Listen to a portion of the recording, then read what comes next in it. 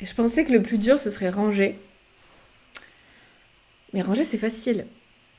Le plus dur, c'est de choisir quoi garder, en fait. Parce que plus j'avance dans mon tri, le vrai tri, celui où vraiment tu sors les trucs de chez toi, plus je tombe sur des objets, des souvenirs, des choses, bah, c'est dur de trier.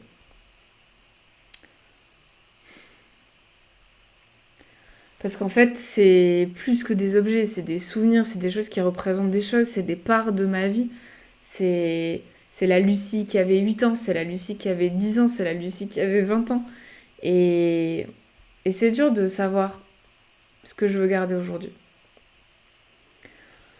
En fait, en plus, ces trucs-là, on peut pas se dire ça va me resservir.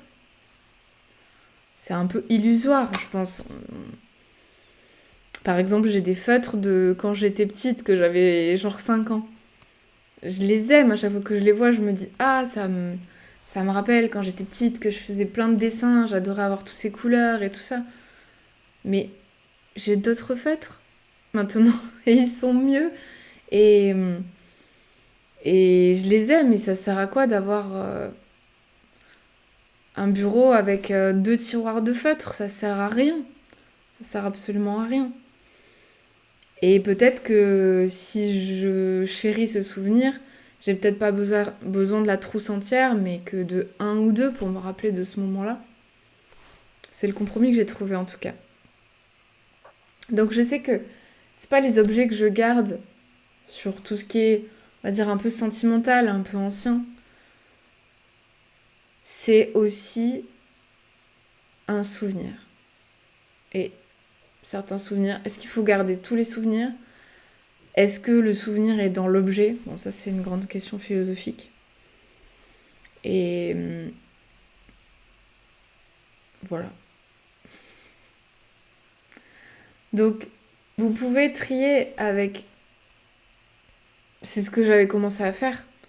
Je me demandais sur les livres, sur mes vêtements, sur des choses assez faciles, des choses de la cuisine, des choses de la salle de bain. Est-ce que j'en ai besoin? Est-ce que c'est périmé? Est-ce que je m'en suis servi récemment? Est-ce que je l'ai pas en double? Ça, c'est facile. Est-ce que j'en ai besoin?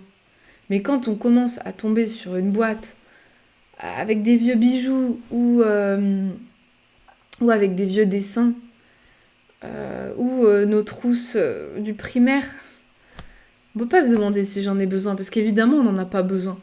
On les réouvre seulement à chaque déménagement. Et parfois on les a juste déjà oubliés. Et des fois on est content de les revoir et des fois non. Et c'est dur de faire ce choix.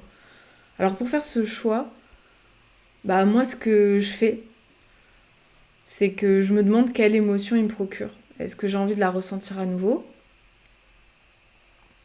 À quel souvenir ça me renvoie? Est-ce que j'ai envie d'être encore cette personne? Est-ce que ça m'éclaire sur mon passé? Mais si ça m'éclaire sur mon passé, peut-être des choses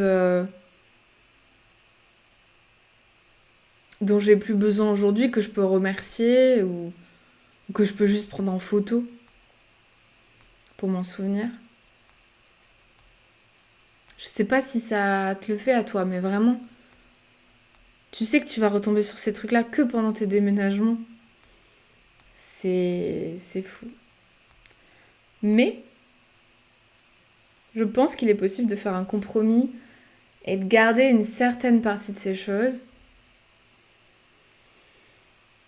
qui nous semblent importantes, qui nous apportent de la joie, comme dit Marie Kondo, et qui sont des souvenirs agréables. Et s'ils sont dans une certaine quantité et bien rangés, qu'on puisse les retrouver, qu'on puisse s'y raccrocher parfois quand on a besoin pour créer, pour écrire, pour revivre des choses, pour se reconnecter à soi, sans attendre le prochain déménagement.